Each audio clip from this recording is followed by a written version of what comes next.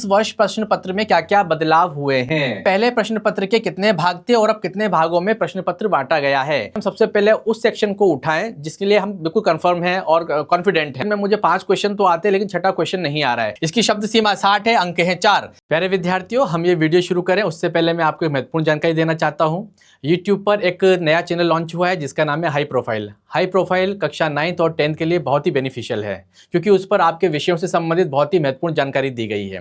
साथ ही इसमें आपको जीके से संबंधित यानी कि जनरल नॉलेज, समसामयिकी यानी कि करंट अफेयर्स और साइकोलॉजिकल काउंसलिंग, करियर काउंसलिंग और बिहेवियर काउंसलिंग से रिलेटेड बहुत सारे महत्वपूर्ण वीडियोस मिलने वाले हैं। यह बहुत ही ऑथेंटिक मंच है और ये पहला ऐसा मंच है जो बच्चों के लिए समर्पित है।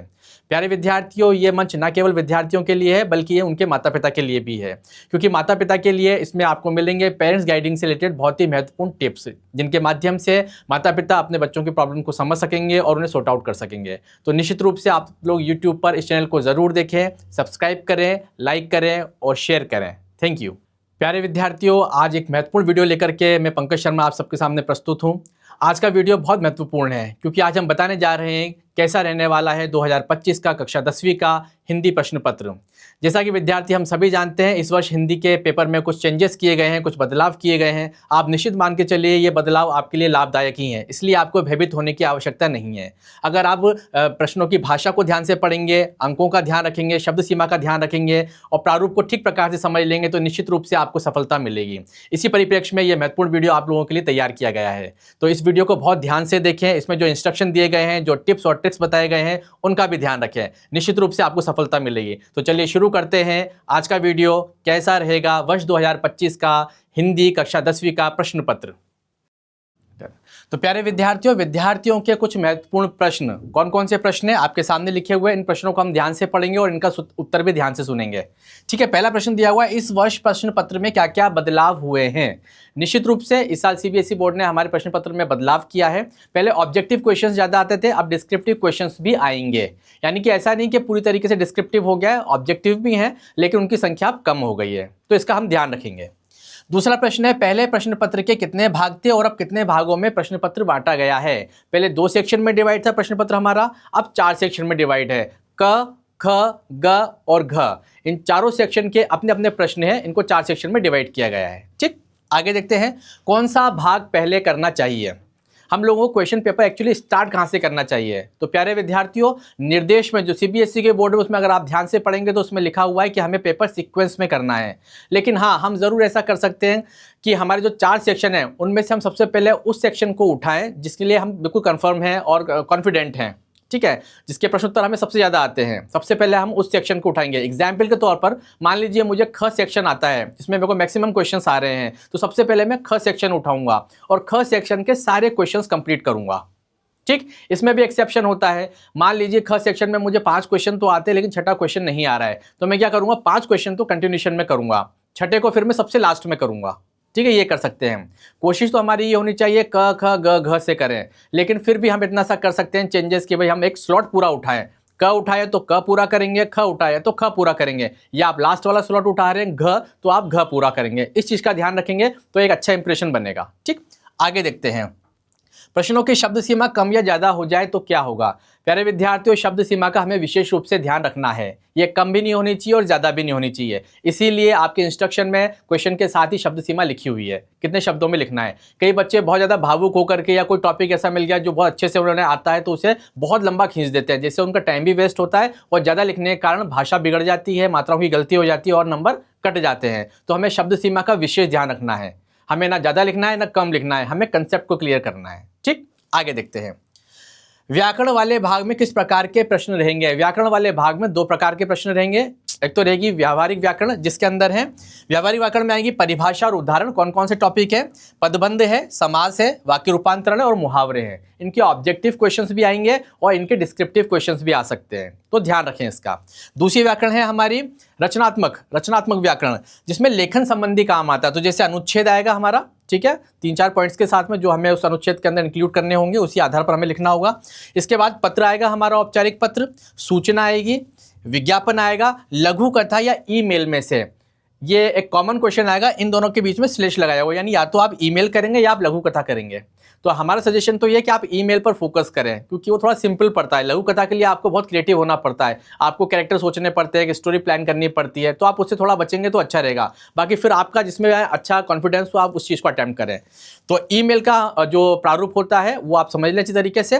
तो दो प्रकार की व्याकरण है, एक तो हो गई हमारी व्यवहारिक व्याकरण जिसके अंदर ये टॉपिक्स आने वाले हैं, ऑब्जेक्टिव प्लस डिस्क्रिप्टिव, और दूसरी है हमारी रचनात्मक व्याकरण जिसके अंदर ये सारे टॉपिक्स आने वाले हैं। तो हम लोगों को बहुत ध्यान से अलग अलग सेक्शन को ठीक प्रकार से करना है। आगे बात करते हैं अगले प्रश्न पर। प्रश्न पत्र के महत्वपूर्ण निर्देश। हमारे प्रश्न पत्र में ऑलरेडी कुछ निर्देश दिए होते हैं, लेकिन जल्दीबाजी में होता है कि हम उन्हें ध्यान से पढ़ते नहीं है, इसीलिए हम लोगों ने यहाँ पर इन निर्देशों को रखा हुआ है। तो किस प्रकार से होगा प्रश्न पत्र में? इस प्रश्न पत्र में कुल 4 खंड हैं, जैसा कि मैंने बताया था, क ख ग घ, 4 सेक्शन में आपका क्वेश्चन पेपर डिवाइड है।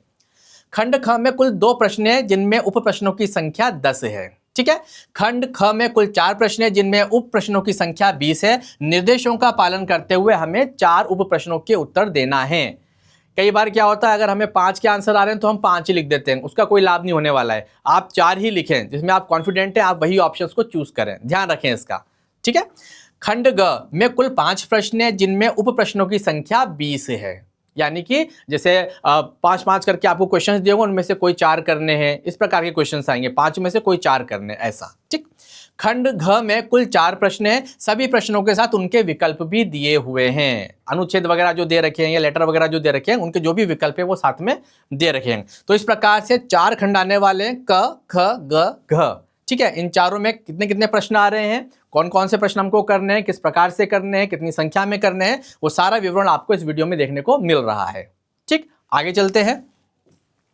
इसके बाद देखते हैं अंक योजना, किस प्रकार से लिखना है, कितने नंबर का है। तो अंक योजना इसमें पहले दिया हुआ है खंड क कितने मार्क्स का है। पहले खंड में आएंगे आपके 2 अपठित गद्यांश जो कि होंगे 14 मार्क्स के, 14 नंबर के आएंगे। 7-7 क्वेश्चंस पूछे जाएंगे, जिसमें से 5 ऑब्जेक्टिव मान लो, 2 डिस्क्रिप्टिव रहेंगे। ठीक है। ये थोड़ा सा चेंजेस है। खंड ख में आएगी व्यवहारिक व्याकरण, जैसा कि अब हमने बात की थी, कौन कौन से टॉपिक उसके अंदर होते हैं, समास, पदबंध वगैरह, वो सब यहाँ पर मेंशन किए हुए हैं। कितने कितने नंबर के आएंगे? पदबंध आएगा 4 नंबर का, रचना के आधार पर वाक्य रूपांतरण आएगा 4 नंबर का, समास आएगा 4 नंबर का, और मुहावरे आएंगे आपके 4 नंबर के। ठीक है। तो इन पर आपको फोकस करना है। बहुत सिंपल से टॉपिक है, इस पर मैं वीडियो ऑलरेडी बना चुका हूं, उसको आप देख सकते हैं, और बहुत अच्छी ट्रिक्स उसके अंदर दी गई है, उसका इस्तेमाल करते हुए आप पूरे मार्क्स आसानी से ला सकते हैं। ठीक। आगे देखते हैं। खंड ग में देखेंगे प्यारे बच्चों, एक पठित गद्यांश आएगा जो कि 5 अंक का होगा। ठीक है। यानी कि आपकी पुस्तक में से किसी चैप्टर में से एक पैराग्राफ लिया जाएगा। इसके बाद स्पर्श गद्य प्रश्नोत्तर आएंगे जिनकी शब्द सीमा 25 से 30 शब्द रहेगी, और इसके अंक रहेंगे 6 अंक। ठीक। इसके बाद दिया हुआ एक पठित पद्यांश, यानी कविता वाला जो पोर्शन है स्पर्श का, उसमें से एक कविता का कुछ भाग आएगा पद्यांश के रूप में, जो कि 5 नंबर का होगा। इसके बाद दिया हुआ स्पर्श पद्य प्रश्नोत्तर, यानी कविता से रिलेटेड, उन्हीं चैप्टर से, उन्हीं कविताओं से रिलेटेड क्वेश्चंस पूछे जाएंगे, जो कि 25 से 30 शब्दों में आपको आंसर देने होंगे, और अंक होगा उसका 6 नंबर का, यानी 6 अंक के वो आएंगे। इसके बाद दिया गया संचयन प्रश्नोत्तर। संचयन के प्रश्नोत्तर आएंगे 40 से 50 शब्दों में आपको उनका आंसर देना है, और उसका अंक भी है 6 अंक। ठीक है। इन शब्द सीमा को विशेष रूप से ध्यान रखिएगा, क्योंकि इसका बहुत महत्व है। ये आपको बोर्ड के पेपर में भी मेंशन मिलेंगे, ना ज्यादा लिखना है ना कम। ठीक। एक आध लाइन ऊपर नीचे चलती है, कोई फर्क नहीं पड़ रहा है, लेकिन ध्यान रखें तो अच्छा रहेगा। आगे देखते हैं। इसके बाद खंड घ लेखन, इसमें आपकी रचनात्मक व्याकरण आएगी, जिसमें पहला क्वेश्चन दिया हुआ अनुच्छेद 120 शब्द सीमा दी गई है। शब्द सीमा का ध्यान रखते हुए हम अनुच्छेद लिखेंगे, अनुच्छेद में जो पॉइंट्स दिए गए हैं उनको भी हम अनुच्छेद की भाषा में इंक्लूड करेंगे, उन्हीं के आधार पर हम अपना अनुच्छेद लिखेंगे।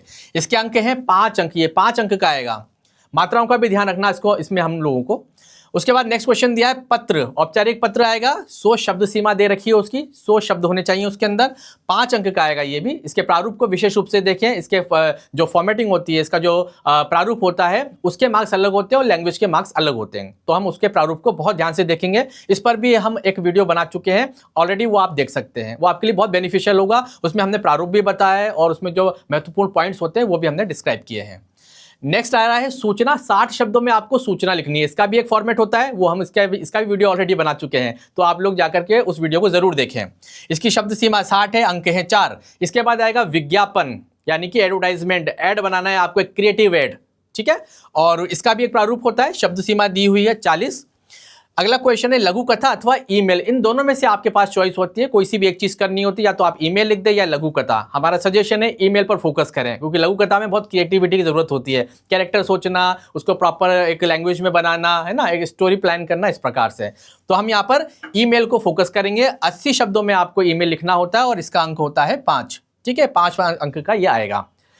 तो इसी के साथ ये जो स्लॉट मैंने आपको बताया खंड ग, इसके ऊपर पूरा एक वीडियो बना हुआ है जिसमें इन सब के फॉर्मेट दिए हुए हैं, मुख्य बिंदु दिए हुए हैं कि फॉर्मेट के अंदर कौन सी चीज कहाँ लिखी जाती है, किस प्रकार से लिखना है, कौन कौन से पॉइंट्स पर फोकस करना है, इस पर पूरा एक वीडियो बना हुआ है। तो प्रिय विद्यार्थियों, आप उसको जरूर देखें, बहुत बेनिफिशियल रहेगा। अगर आप थोड़ा सा ध्यान देंगे शब्द सीमा पर प्लस आपकी मात्राओं पर, प्रेजेंटेशन आपका जितना अच्छा होगा उतने ही अच्छे आपके मार्क्स होंगे। यानी कि राइटिंग ठीक रखने की कोशिश करें, लेकिन ये भी ध्यान रखें कई बच्चे राइटिंग ठीक करने के चक्कर में पेपर को छोड़ देते हैं, क्वेश्चन छूट जाते हैं। तो हमको ऐसा नहीं करना है। इसके लिए हमें पेपर से पहले 1-2 दिन राइटिंग वर्क करना है, थोड़ा बैठ करके लिखना है। क्वेश्चन हम जब याद करें तो उससे हमें लिख लिख के देखना है। तो उससे फायदा क्या होगा, हमें थोड़ा सा हमारी राइटिंग पर वर्क करेंगे, सावधानी से लिखेंगे तो थोड़ा लिखने की प्रैक्टिस भी हो जाएगी और हम थोड़ा सा कॉन्फिडेंस के साथ में लिख पाएंगे। थोड़ा मात्राओं का ज्ञान हमको हो जाएगा। मात्राओं की गलती ना हो, कोशिश करें और राइटिंग को अच्छा रखें। ठीक है, ये एक अच्छा इंप्रेशन होता है जो कॉपी चेक कर रहे होते हैं टीचर्स के लिए। राइटिंग अच्छी होती है, आंसर थोड़ा सा ऊपर नीचे भी होता है तो वो मैनेज हो जाता है। लेकिन राइटिंग भी खराब हो, मात्राएं भी गलत हैं और फिर आंसर भी ठीक नहीं है या ठीक आंसर ठीक प्रकार से लिखा नहीं गया है तो नंबर कटते हैं। तो हम इस चीज़ का विशेष ध्यान रखेंगे, इस प्रकार की गलतियां न करें।